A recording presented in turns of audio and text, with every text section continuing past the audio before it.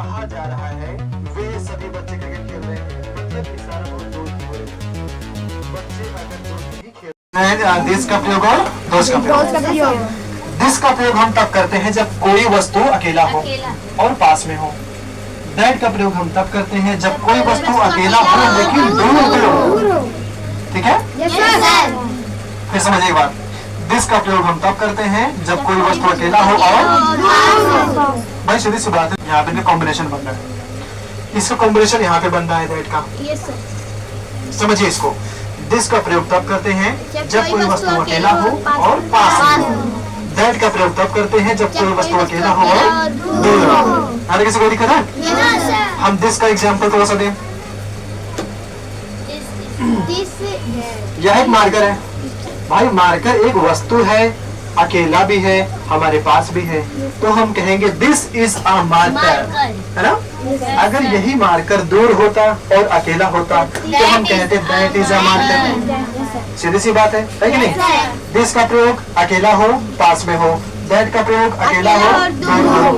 अब हम बढ़ते हैं दिस और दोस्त की तरफ, क्योंकि दिस और दैट का प्रयोग हम सिंगुलर के लिए करते हैं और दिस और दोस्त का प्रयोग हम प्लूरल के लिए करते हैं। अब देखिए, दिस का प्रयोग था, अकेला था, पास था।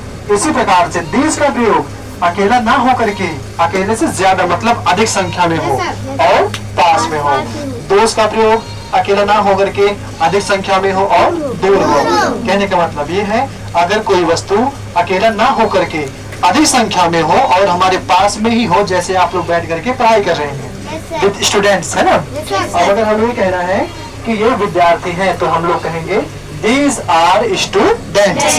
ठीक है, अगर यही विद्यार्थी हमारे पास में ना होकर के दूर बैठे होते तो हम क्या कहते, दोस आर स्टूडेंट्स। क्लियर है? आपको ये समझना है, दीज का प्रयोग तब करेंगे जब कोई वस्तु अकेला ना होकर के अधिक हो और पास में हो। दोस का प्रयोग तब करेंगे जब कोई वस्तु अकेला ना होकर के अधिक संख्या में हो और दूर हो। किसी को दिक्कत है? चलिए एग्जाम्पल देखते हैं। अक्षरा तिवारी आप बताएंगे, ये बुक हमारे पास में है तो हम इसको क्या कहेंगे? दिस का प्रयोग क्यों करेंगे? क्योंकि बुक जो है पास में हमारे है और अकेला है। अगर कोई वस्तु हमारे पास में होती है, अकेली होती है, तो वहाँ पे हम दिस का प्रयोग करते हैं, दिस इज अ बुक। अच्छा, यही बुक अगर हमारे पास ना होकर के दूर में होती तो क्या कहते? तो क्या कहते? That is a book. क्या कहते हैं? क्योंकि ये बुक हमारे पास में ना होकर के दूर है लेकिन अकेला है तो हम दैट का प्रयोग करेंगे। अब ये विद्यार्थी हमारे पास में है, आप क्या बोलेंगे इन्हें? दीज आर स्टूडेंट्स बोलेंगे हम इन्हें। क्या बोलेंगे? These are students. अगर यही विद्यार्थी हमारे पास ना होकर के दूर होते तो क्या बोलते हैं? Those are students. क्या बोलते हैं? These are students, those are students, these are students, those are students. फिर से these are students, those are students. This is a book, that is a book. पास में है तो दिस, दूर है तो दैट। कब? जब अकेला हो। और जब कई संख्या बहुत सारे संख्या में हो तो पास में है तो दिस और दूर है तो दोस्त। क्या अब ये होमवर्क सब लोग करके ला पाओगे?